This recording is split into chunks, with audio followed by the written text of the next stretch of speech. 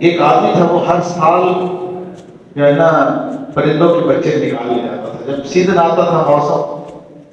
تو اب اس نے ہر سال اس کا یہ معمول تھا.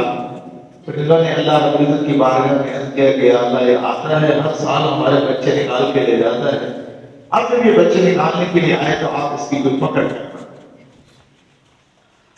چنانچہ وہ بندہ جو ہر سال بچے نکال کے لے جاتا تھا تو اس نے کھانا بنایا، اچھی طرح زیادہ راہ اپنا لیا.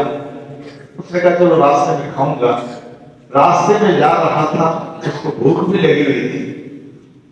ایک سائل آیا، اس نے کہا کہ مجھے کھانا ہے، مجھے کھانا کھلاؤ.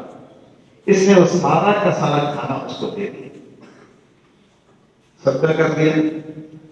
اب یہ پھر گیا، اس نے بچے نکالے پرندوں کے اور آرام سے واپس آ گیا.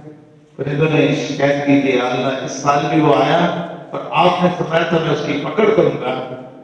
تو پھر وہ اسی طرح خیریت سے واپس چلا گیا.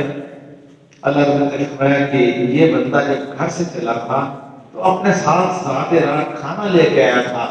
ایک سائل نے جب اس سے سوال کیا تو اس نے سارا کا سارا کھانا صدقہ کر دیا، خود نہیں کھایا. تو یہ میری شان کے خلاف ہے کہ جو بندہ اللہ کے راستے میں صدقہ کرتا ہے اس کو میں نقصان نہیں ہوتا، اس کا کوئی نقصان نہیں ہوتا.